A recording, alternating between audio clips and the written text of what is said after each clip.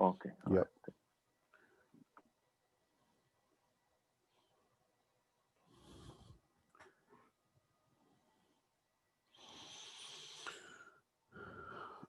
So just to recap what I had read so far, also the question that comes is, what is the purpose? What is the objective of clairvoyance or people or spirits making themselves visible to other individuals? Um, and then we say that usually objective purpose is a direct relationship with moral quality of the spirit medium, right? The more evolved the spirit, you have only noble, good purpose. That would be to console, would be to demonstrate the perpetuation of life uh, beyond the physical. And for the more ignorant, with evil intentions, so to say, a bit to frighten people, to or to just have fun with the ignorance of others.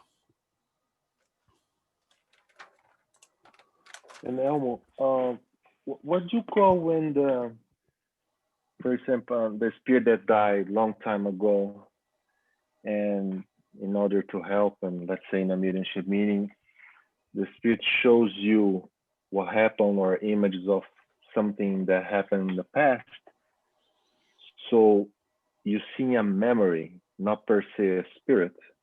So what do you call that?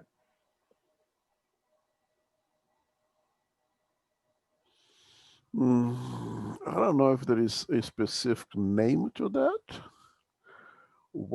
I believe that what you are having there, you are picking up the thoughts of the medium, of the spirit, and the spirit is bring back those memories. That's what you pick up yourself because you are basically interacting. You are sensing the thought of that spirit. I'll just I don't know if there is a specific name for it.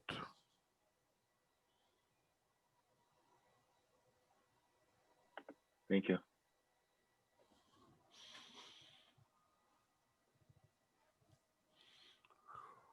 So can we read item 8? Who's gonna read? Sarayda, Philip. Choose.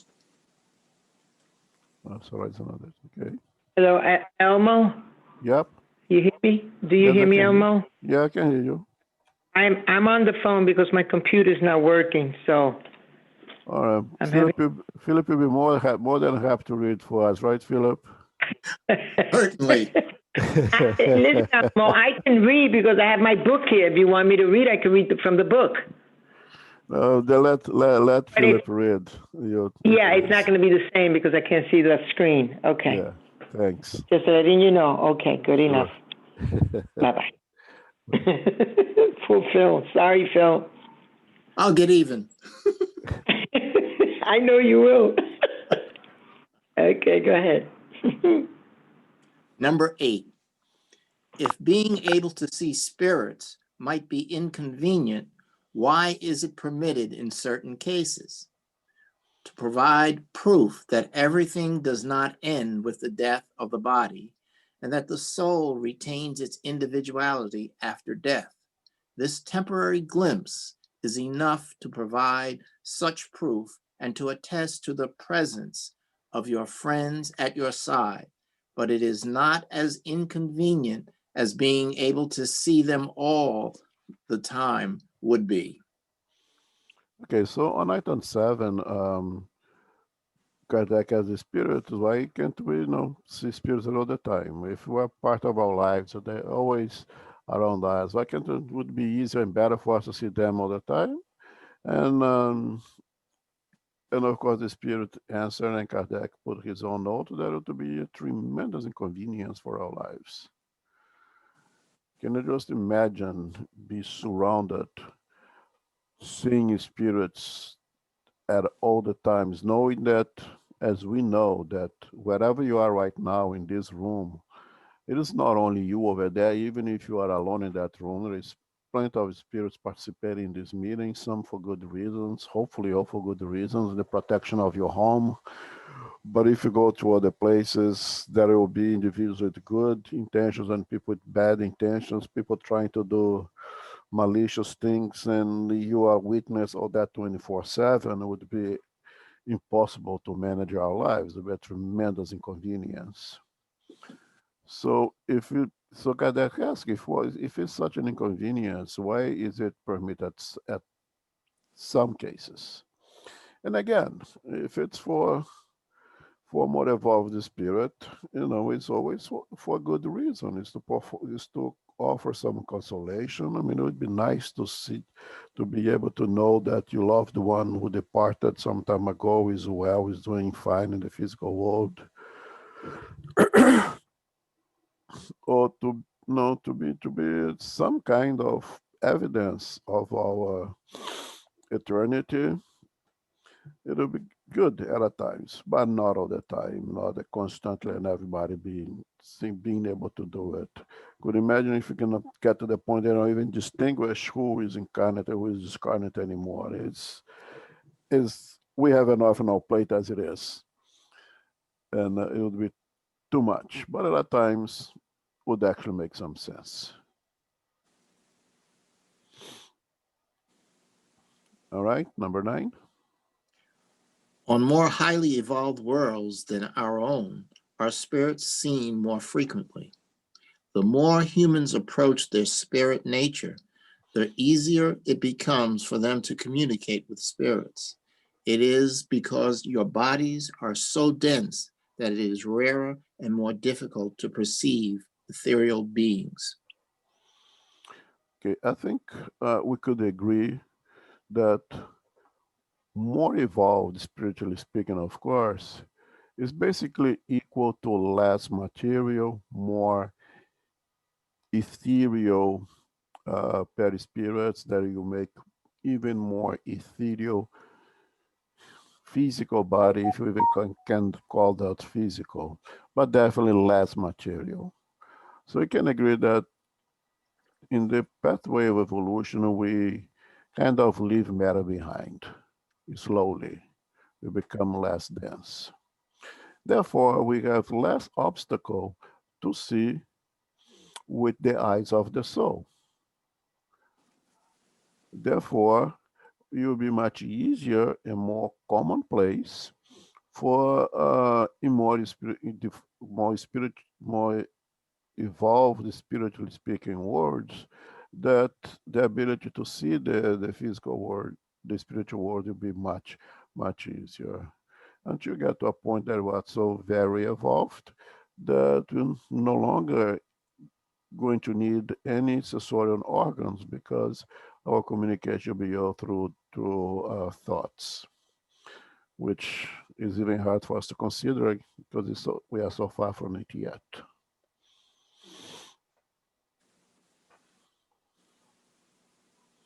Hey, Elmo. Mm-hmm. Just bringing up again I don't know if you had time to watch the Surviving Death. No, I have not. Yeah, there's a chapter on the I forgot the name of the chapter where old folks where they're approaching that they have this they become to see loved ones and people they already departed more frequently, but they are still with the matter that it says here on the text that the dense matter. So would you say that because they are approaching less mile, let's put that way, some of that density of the physical body is already staying behind. That's why they are able to see and perceive better the spiritual world. Yes. I'm just going to make one quick caution over here that those seers, as good as they are not a reflection of the doctrine of Spiritism. And our answer study here will be directly related to the doctrine of Spiritism doctrine. But that is consistent with the Spiritualist doctrine. And yes, that exactly the case. Someone with a near death or a very long chronic disease and is in the process of a near discarnation, and by near discarnation may be defined as hours or days or even weeks, they have a much easier way of going a little farther out of the physical body, detached a little more from the physical body, and this way the word's expansion, the more easier expansion of the perispirit, and then yes, they can interact with the spiritual world much easier, and they can actually travel and visit incarnated ones in other parts. Maybe let's say someone, a Brazilian living over here who is in that stage, may go and visit a friend or a loved one in Brazil and to say their goodbyes. That happens quite often, and it's very consistent and understandable with the doctrine of spiritualism. And this case related to that on the book, The Domains of Mediumship. But that's not a given, right? It happens, but it's not like it will happen with everyone on that in that case, right? No, it's not a given. Yes, you're right. Uh, One, does that individual, that moribund, has such a desire to do so? And two, the receiver is attentive enough to perceive that presence. So yeah, no, it's not a given, but it's a possibility. Yeah. And you have to remember here there is two individuals involved, right? There is the the the the spirit itself, and then and the receiver over there. If the receiver kind of thinks of or make himself somewhat receptive, it will happen very often. It's not rare that someone receives the message or the notice that a loved one has died, and that person say, "Oh, for some reason I kind of knew it." Is as if she came or he came to me and told me and said goodbye. But no, if you are not an spiritist, if you don't have much interest on this subject, you not understand. You may think that was just something of your mind, but likely it happens more often than what is reported.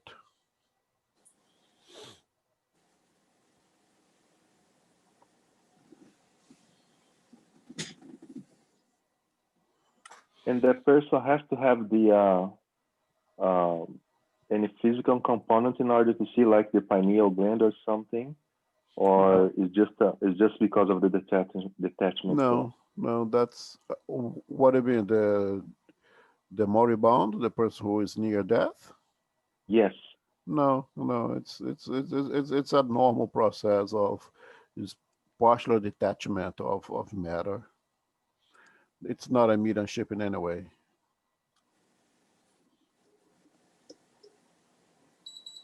Thanks. Neither for the moribund nor for the receiver, the person who is receiving the message. It's not a mediumship in any way. Or it is a mediumship that we all have. When Kardec says that we are medium, that is the kind of mediumship that is for all of us. It's not ostensive mediumship. But so is there a, I mean, of course the answer you're gonna say yes, because there's always a possibility.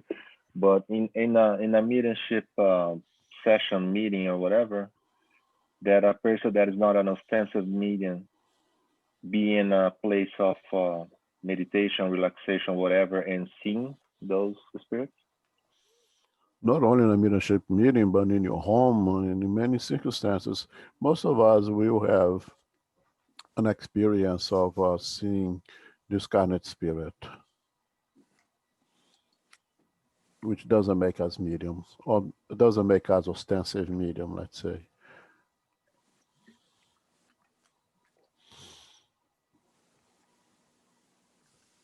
Perhaps one would suggest that in a mediumship meetings in a state of concentration would be more likely, but it may happen anywhere else.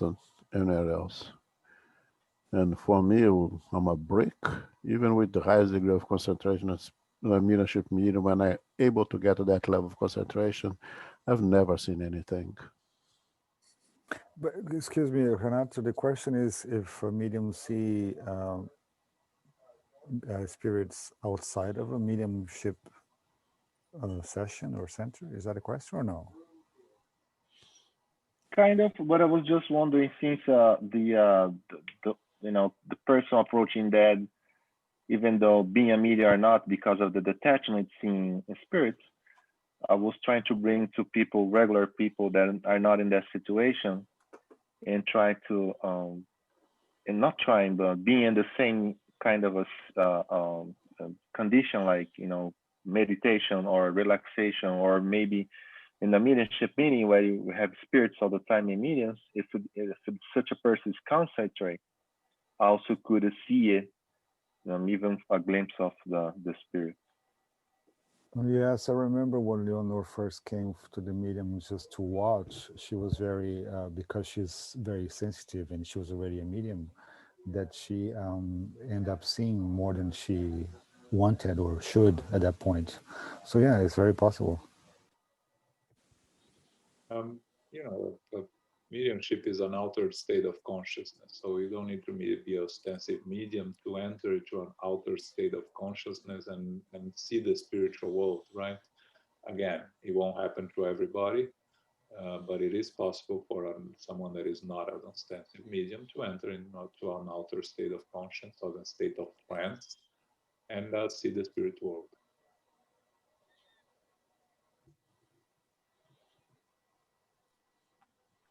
Thank you.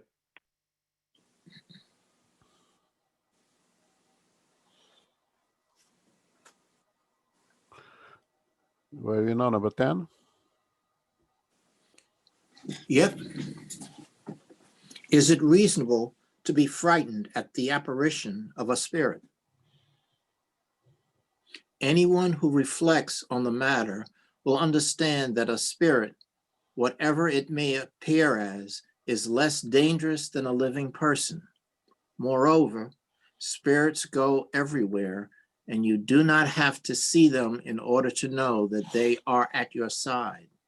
A spirit who desires to harm someone can do so more surely without being seen.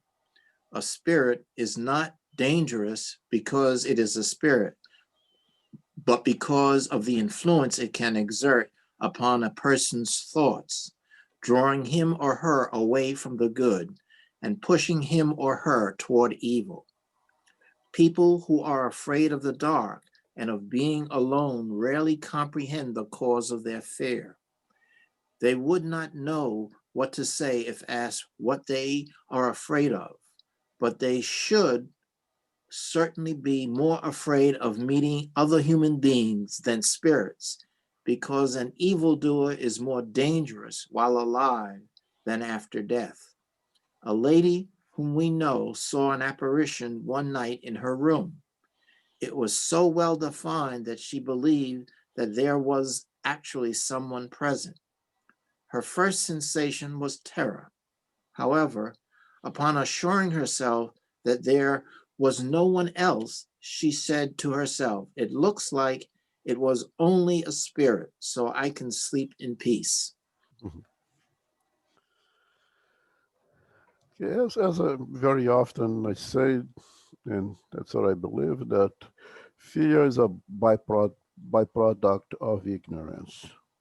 Once you know, you understand the material along fear, you respect it. Someone who understands no reptiles will not fear a snake, but you give it proper respect, you maintain the proper distance out of knowledge, out of understanding. For individuals who do not know of our spiritual nature, how we are surrounded by spirit at all times 24/7. And the apparition of spirits may be frightening, we may be scared for someone.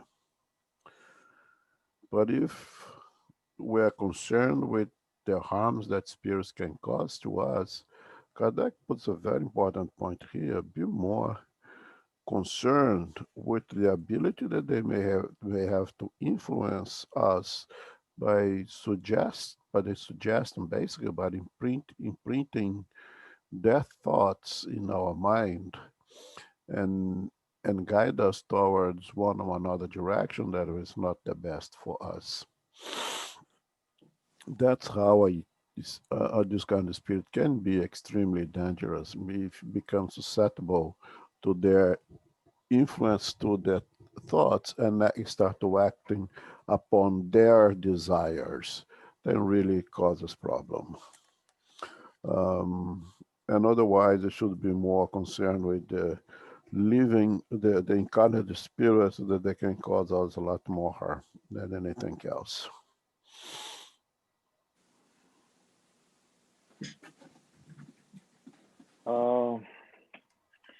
I struggle a little bit with this You because yeah, no, I'm not like in a sense the everyday thing, but when it happens, uh, most of not most, I think pretty much only when I'm in dreams, and usually the images are accompanied by feelings, and at least uh, at one's perception is pretty real. And even though with the little knowledge and that I have, I think I fall in the ignorant part of folks, because um, the feeling and the only thing that at least myself uh, think about is just to run and trying to figure out a way out. So, what would be your advice in those kind of situations? Well, you said dreams. Dreams is a different case. I think apart. Then you say, like in the case of this lady, when it's time to go to the bedroom, there is a spirit in the room, and once you realize was not a incarnate spirit, was just a discarnate spirit, she says, "Oh, I can go and sleep in peace." Okay, that's a different situation than in dreams, where you are involved in the one experience with spirits was trying to cause you harm, was trying to do something to you, then you're frightened, you try to run away. That's different. I think all of us living that experience, living that moment in the spiritual world, would react pretty much the same way.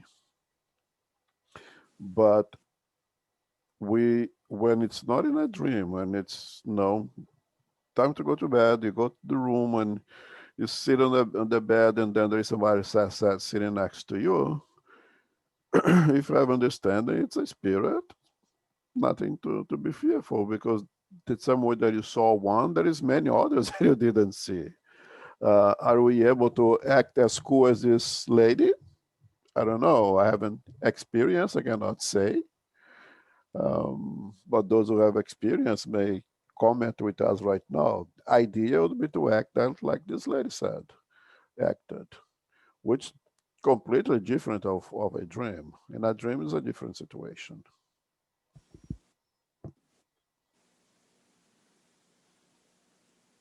And yeah, Yeah, I perhaps think yeah, perhaps I it's think very go ahead. no, I was just saying that sometimes I have the, I'm not saying that seeing clearly, but that strong feeling that someone is there, and you pretty much can tell that there is someone in there, and it's not as often, thanks God. But I think once you get to a point that this began to be like more often, you get used to, and then I think the fear of seeing or perceiving becomes a normal. So, like Fab was saying last time about his sister. So I think you get used to when go through it a couple hundred times, I think. Yeah, absolutely. But yeah, I agree with Elmo. I think you definitely, there was spirits just sitting on. This is the most common thing, that the stories that I heard of people saying that there are spirits sitting on their beds. But if it is not anything that brings warmth to your heart, it's not related to you. So send a prayer to them, ask them to find a way to occupy their time, and then this kind of thing usually goes away if it is, disturbing you. Yeah. So what to do in the situation is going to come right after this. Kadex will have the same questions. I have to confess, it's easy for me to say, oh, this lady is doing the right thing. We should do like she did. And yes, I think everyone will agree that we should do like she did. Could we? I have not experienced as much as I remember the experience to see palpably almost an spirit in my bed. If I did, would I react as I should? Not sure. I haven't experienced it yet. But having the knowledge, I should. Will my biases, my culture, by everything else, influence on how I would react? It's a good chance that would. But if you just apply our understanding of spirituality, all that we're doing over here right now, we should be able to do just what Renat said with Fabio just told us. Interact with that spirit and see if it can be helpful in any way. Could we? I don't know. One have to be there first, but that would be the ideal. Right, easier said than done. Right. Yeah. There's a story, I have to look it up, but there was a medium who was not a medium, sorry, it was somebody that was narrating a story that he knew somebody. They were out in a restaurant and the person said, she started looking into his side and she said, well, Montgomery Clift is next to you. And it's like, what do you mean? Well, he's here and he's trying to tell you something. And of course the guy didn't believe. A week went by, he gets a phone call from his sister who lives, I don't know, in Montana, and this guy was like in New York or something.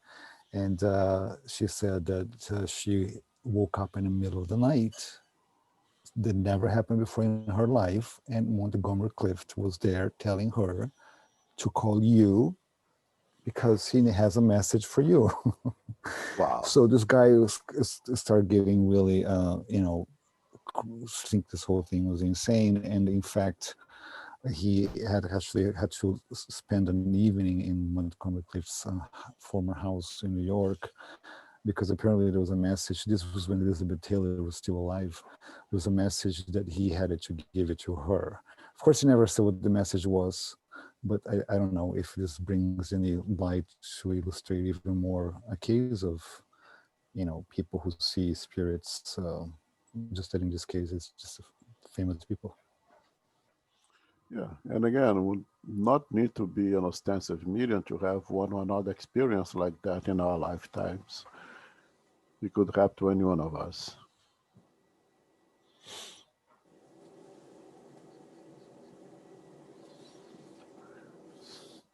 So number 11 and 12, so we're going to go to the next step. Okay, you see the spirit, and so what? Read both. No, one by one, thanks. 11. Can anyone who sees a spirit talk to it? Certainly. And that is exactly what should be done in such a case. Ask the spirit who it is, what it wants, and what can be done for it. If it is unhappy and suffering, showing sympathy will bring it relief. If it is a benevolent spirit, it may intend to offer good advice. In such cases, how will the spirit respond?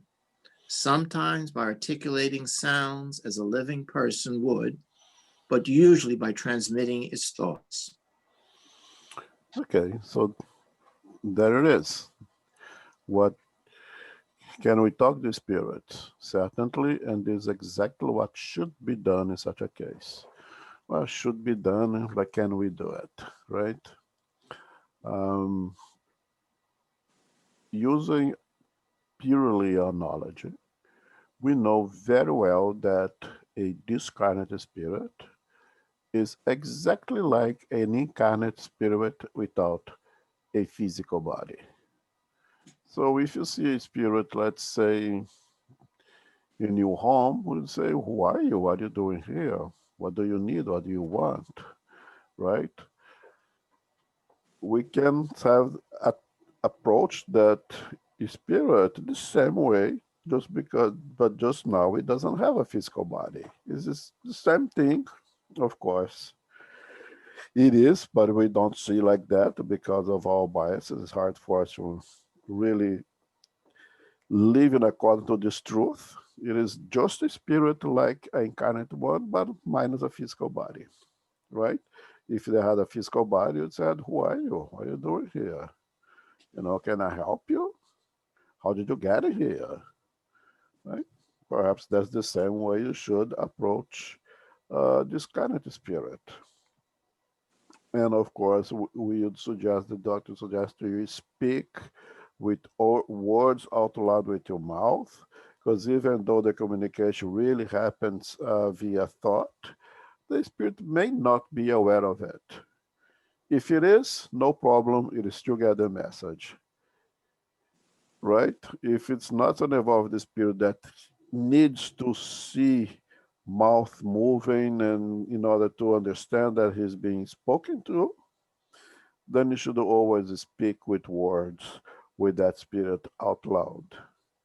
Maybe if your spouse is sleeping next to the bed, you think you're going crazy, but I'll take the chance, because the spirit may not be able to capture your thoughts only because it's not used to it yet. So suggest you should actually talk to the spirit. And on the other way, in the receiving part, if the spirit chooses to respond, to interact with you, we should seek to try to hear with the ears of our mind or the ears of our soul, because you may not be able to pick up a sound, so to say, since the spirit is actually speaking a different dimension, and perhaps you're not going to be able to pick up the sound itself. But with a little effort, you'll be able to pick up the thought that spirit is sending.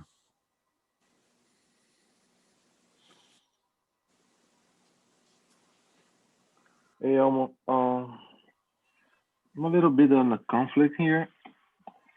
Uh, so, so this book, is pretty much assuming that for people that at this point have a little bit of knowledge of spiritism, and at least my perception was, when you see a spirit, it doesn't matter where you are, we would advise people to direct the spirit to a place where they can be helped, like in the spirits group or whatever place, and kind of not encouraging that interaction in a sense of you might not be able to handle whatever happened.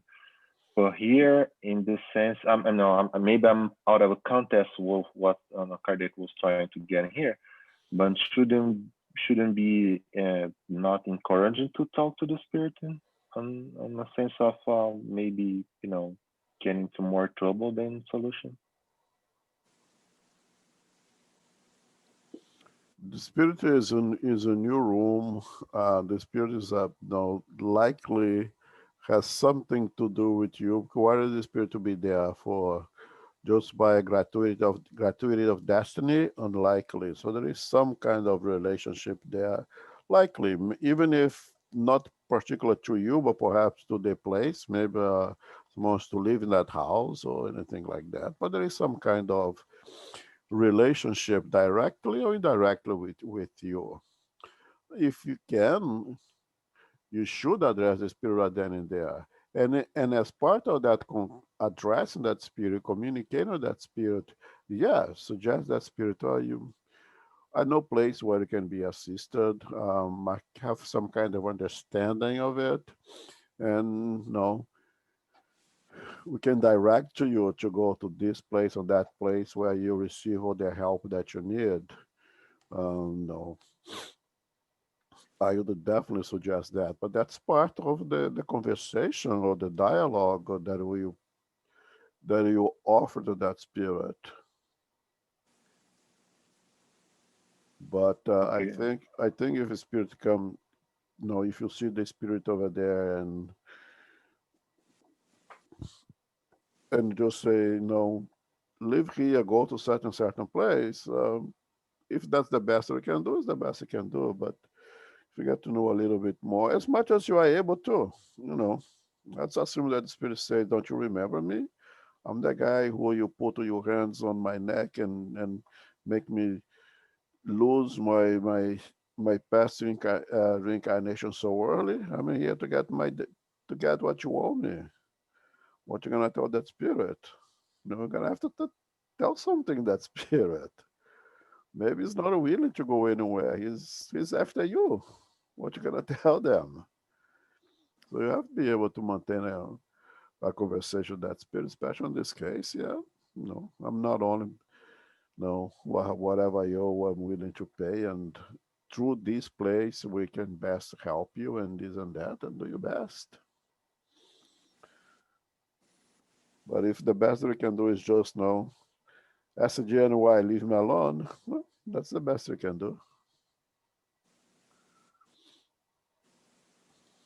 Okay.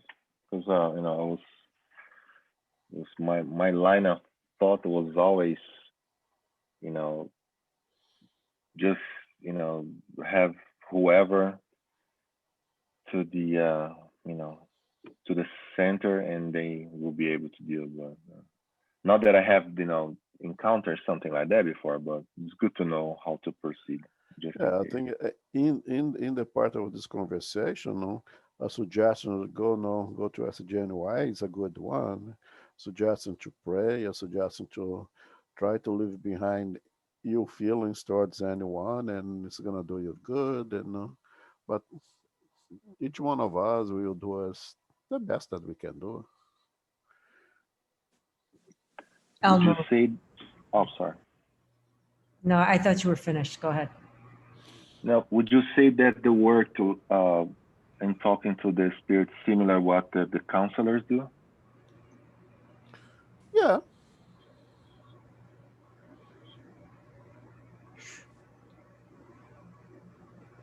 Thank you.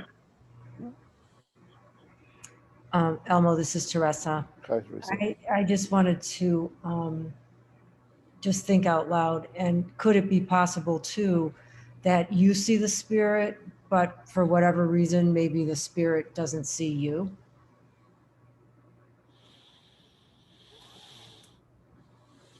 I think it's possible. Yeah, I think it's possible that you may have the kind of clairvoyance that you see the spiritual dimension, but that spirit is not really concerned with you and therefore does not focus on you, doesn't see you. Yeah, that's a possibility. Yeah.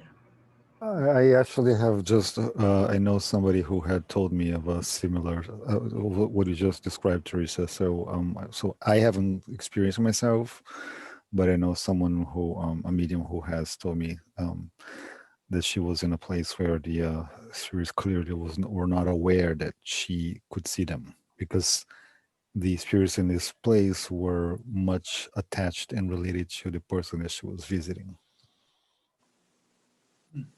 Thank you. Yeah, that makes sense. Thank you. I would imagine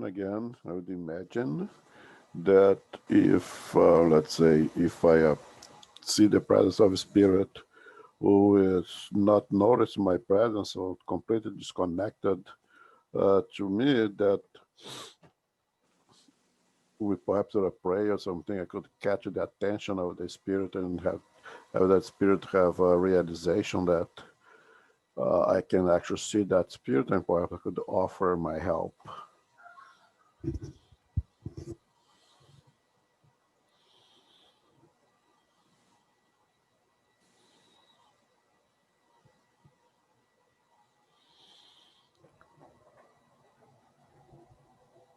Okay, you have time for one more? Sure do. Number 12. Do spirits who appear to have wings really have them, or are they only a symbolic appearance? Spirits do not have wings. They do not need them, since as spirits, they can go anywhere.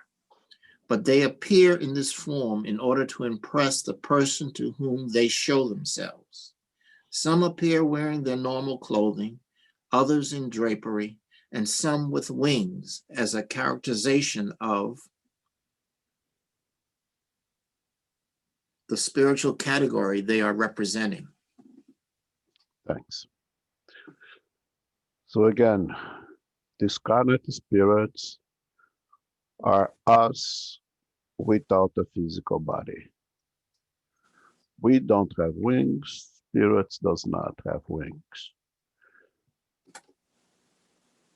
So when some the issue of having wings, we can see two types of situations. More evolved spirit, we will have the so-called angelical appearance as being described, the angels, luminous being with wings and so those things. The suggestion that we read is that appearance of the wing is exactly the great luminosity that is characteristic of the more evolved spirits.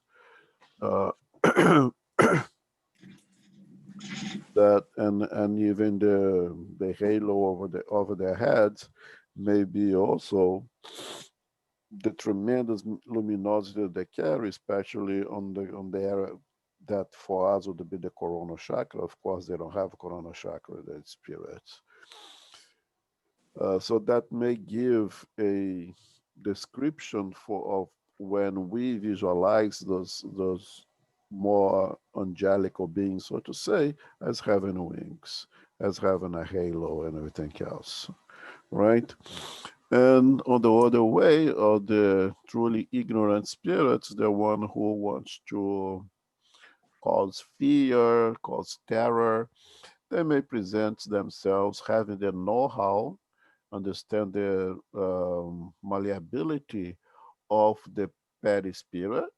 They can present themselves with diabolic forms, and if the idea of diabolic forms in that culture is beings with wings, they may form with that spirit the appearance of wings to cause fear, to be something diabolic and evil.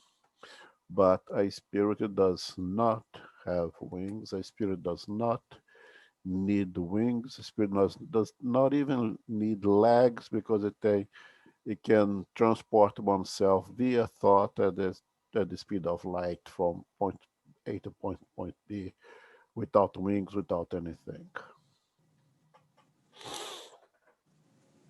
Okay, and I think this is it, right? 941.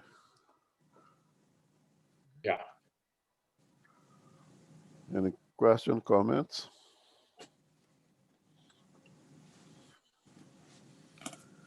So we'll continue next week on line 13.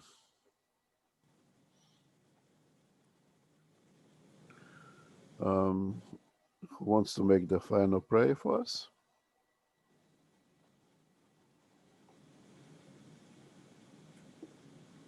Can I make the prayer, Elmo? Thank you. Okay.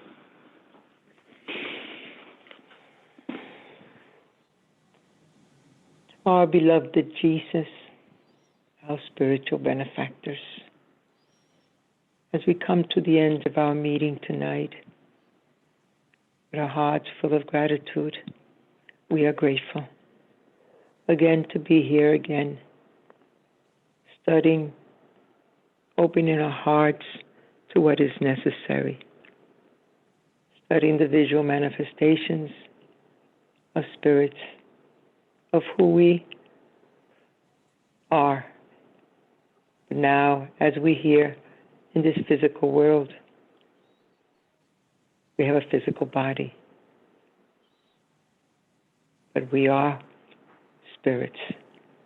And we thank you, dear Lord, for giving us all that we need to improve ourselves, to work and help all those that are in the spirit world now. And we pray, dear Father, for all those that have gone through their transition, for all that are in hospitals and hospices, all that are in need, dear Father, with ailments and sicknesses. May we continue to have ourselves focused with prayers throughout the week, helping all that are in need, for our families and our loved ones, grateful with all that you have given us with the studies through Spiritism. We thank you, dear Lord. We ask for the protection of the Spiritist Group of New York, our teachers, our mentors, our mediums, our brothers and sisters that meet throughout the week. With our hearts full of gratitude, we are grateful and we thank you, dear Lord. And with that in mind, we ask permission to close our meeting tonight. So be it.